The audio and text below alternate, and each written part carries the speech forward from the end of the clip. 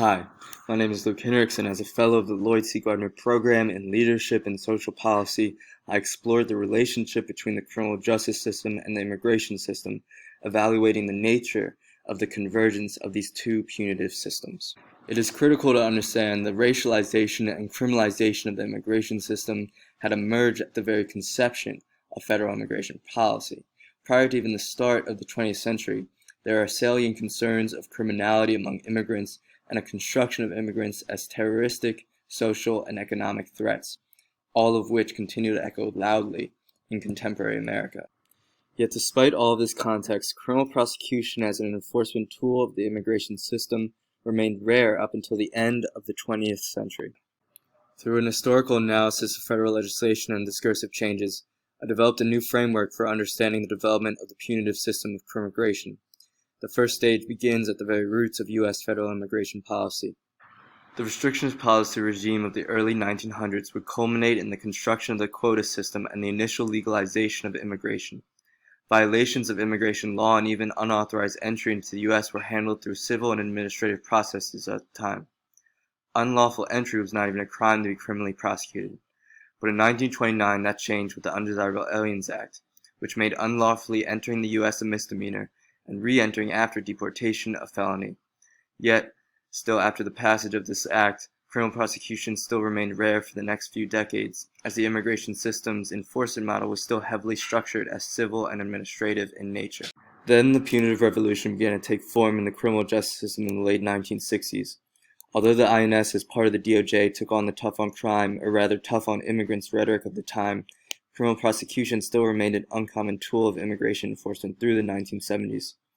But with the sharp rise in legal immigration admissions following the passage of the Hart-Celler Act in 1965, the powder keg of punitiveness, public concern for unauthorized immigration, and general anti-immigrant sentiment of the 1970s exploded in the 1980s and 1990s. These 2 decades of transformative changes to the immigration system would mark the second stage, the stage of punitive criminalization of immigration.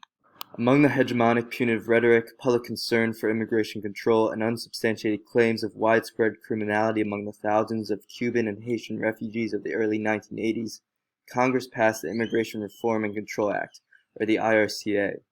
The IRCA established a class of criminal aliens as a priority for enforcement and expeditious deportation. This will be the first of many fundamentally transformative pieces of legislation in these 2 decades that brings the immigration system closer to the criminal justice system. By tracking the use of the phrase criminal alien in print literacy, I found that after this new class of migrants was established, the use of the phrase surged. In its likeness, the criminal alien epithet joins the other phrases of this punitive period like welfare queen or super predator. Just as the phrase criminal alien expanded to encompass restrictionist goals and the intermingling of tough on crime and tough on immigrant rhetoric, the classification itself expanded as well, until its dragnet was inescapably pervasive. By the end of the 1990s, a misdemeanor offense like shoplifting was considered an aggravated felony in the immigration system. 1996 would be the fundamentally transformative year with the Illegal Immigration Reform and Immigrant Responsibility Act and the Anti-Terrorism and Effective Death Penalty Act.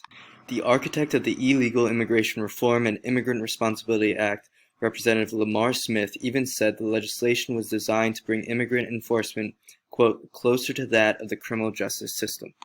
The legislation of 1996 symbolizes the bipartisan acquiescence behind punitive policies and punishment politics. By the end of the 20th century, immigration policy was legislatively intertwined with criminal law enforcement, but administrative capacity to fully enforce this expansive enforcement was deficient. In the first 6 years after the Illegal Immigration Reform and Immigrant Responsibility Act passed, not a single state or local law enforcement agency entered into the Act's infamous 287G federal local law enforcement cooperation agreements. Shortly after the September 11th attacks, the first local police force entered into one of these agreements. The aftermath of the September 11th attacks is characterized as a widespread zero-tolerance enforcement of immigration law and an abundance of available resources for broad mandates to punish, detain, and deport non-citizens and long-term residents alike. The current stage of the crimmigration system is one of symbiotic convergence.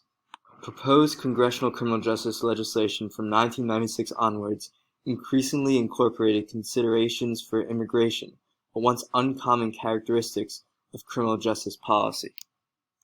With the majority of policing and incarceration occurring at the subfederal level, this localization and devolution of immigration enforcement is fundamental in the development of the punitive system of crimmigration. Studies have shown that local police are more likely than trained Border Patrol agents to use excessive force against immigrants. Enforcement of federal immigration laws should not be a burden of local policing institutions. It distorts their role in their community and instills additional racial animus in profiling. Reestablishing federal exclusivity of immigration enforcement is in line with judicial precedent and in line with the history of immigration policy in the U.S. A fundamental rethink must occur in our handling of public safety and immigration enforcement. Studies have time and again shown there is no basis for the conflation of immigrants with criminality. Enforcement of purely immigration-related offenses need not rely upon criminal prosecution. The false flag of unsubstantiated claims to a deterrence effect ought to be rejected. It is time for immigration to return to its original civil and administrative domains. The punitive policy regime and punishment politics of the past and present have long poisoned the roots of the U.S. immigration and criminal justice system. Any treatment without addressing these roots may prove cosmetic in effect and insufficient in impact.